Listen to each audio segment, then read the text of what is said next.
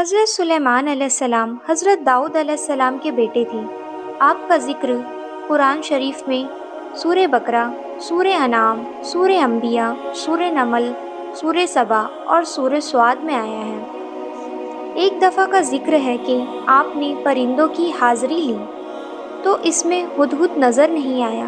آپ نے فرمایا کہ اس کی غیر حاضری پر ہم اس کو سخت سزا دیں گے یا ذبح کر دیں گے، ورنہ اس غیر حاضری کی وجہ بیان کریں۔ تھوڑی دیر بعد ہدہد آ گیا۔ اس نے عرض کیا کہ سبا کے شہر سے بالکل صحیح خبر لے کر آیا ہوں۔ میں نے ایک عورت دیکھی ہے، وہاں حکومت کرتی ہے، اس کے پاس ہر طرح کا سامان ہے، اس کا بہت بڑا تخت ہے۔ ملکہ اور اس کی قوم کے لوگ سورج کو سجدہ کرتے ہیں اور شیطان نے ان کو سیدھے راستے سے روک دیا ہے۔ ہدہد نے بیان ختم کیا تو آپ نے اس ملکہ کے نام یہ خط دیا: اللہ کے نام سے شروع کرتا ہوں جو بڑا مہربان نہایت رحم والا ہے۔ ہم سے سرکشی نہ کرو اور فرما بردار ہو کر ہمارے دربار میں حاضری ہو۔ اور فرمایا کہ اسے سبا کی ملکہ کے پاس لے جاؤ اور پھر دیکھو وہاں سے کیا جواب ملتا ہے۔ سبا کی ملکہ نے، جس کا نام بلقیس تھا، یہ خط اپنے درباریوں کو پڑھ کر سنایا اور ان سے پوچھا کہ تم اس کی بابت کیا کہتے ہو؟ سب نے ایک زبان ہو کر کہا کہ کہ ہم بڑے طاقت والے اور بڑے لڑنے والے ہیں، ویسے آپ کو اختیار ہے جو حکم دے۔ ملکہ نے کہا، بادشاہ جب کسی شہر میں داخل ہوتے ہیں تو اسے تباہ و برباد کر دیتے ہیں، اور ایسے ہی یہ بھی کریں گے۔ میں ان کے پاس کچھ تحفہ بھیج کر دیکھتی ہوں کہ میرے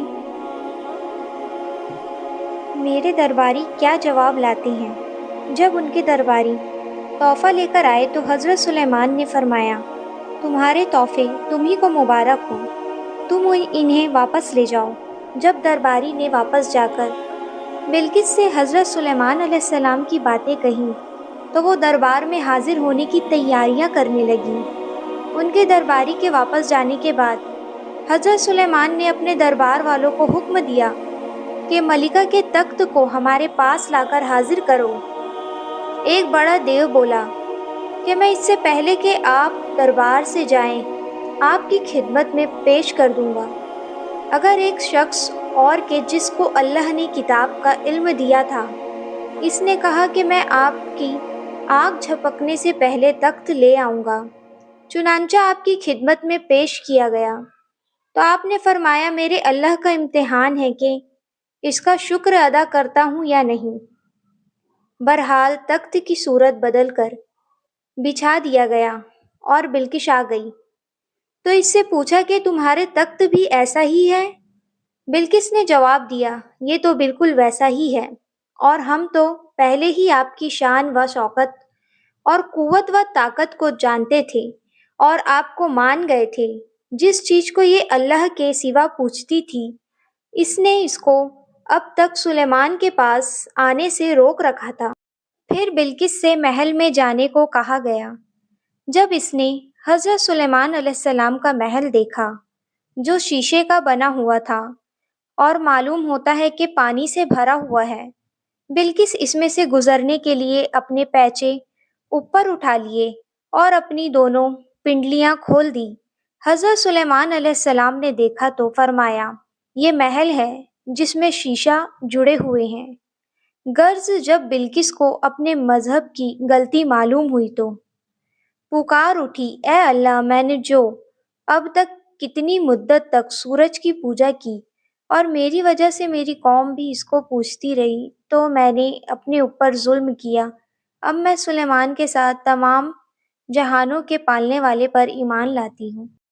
اللہ تعالیٰ نے حضرت سلیمان علیہ السلام کو بھی نبوت اور بادشاہت دونوں عطا کی تھی۔ انسانوں کے علاوہ جن، ہوا اور جانور بھی آپ کے تابع کر دیے تھے۔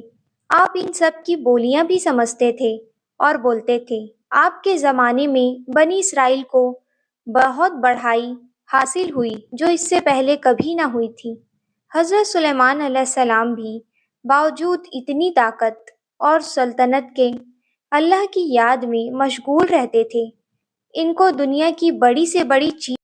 حضرت سلیمان علیہ السلام اتنے بڑی نبی اور اتنے بڑے بادشاہ تھے کہ انسان، جن، پرندے اور ہوا سب ان کے تابع تھے، مگر آپ غریب اور بے کسوں کے ساتھ بیٹھ کر کھانا کھاتے تھے اور اپنے ہاتھ سے چٹائیاں و ٹوکریاں بنا کر روزی کماتے تھے۔ ہر وقت یاد الہی میں مشغول رہتے تھے، راتوں کو بہت کم سوتے تھے، دن میں اللہ کی مخلوق کی خدمت کرتے تھے۔ بس یہی ان کی زندگی تھی۔ آپ کو یہ ویڈیو پسند آیا تو پلیز ویڈیو کو لائک کیجیے اور چینل کو سبسکرائب کیجیے۔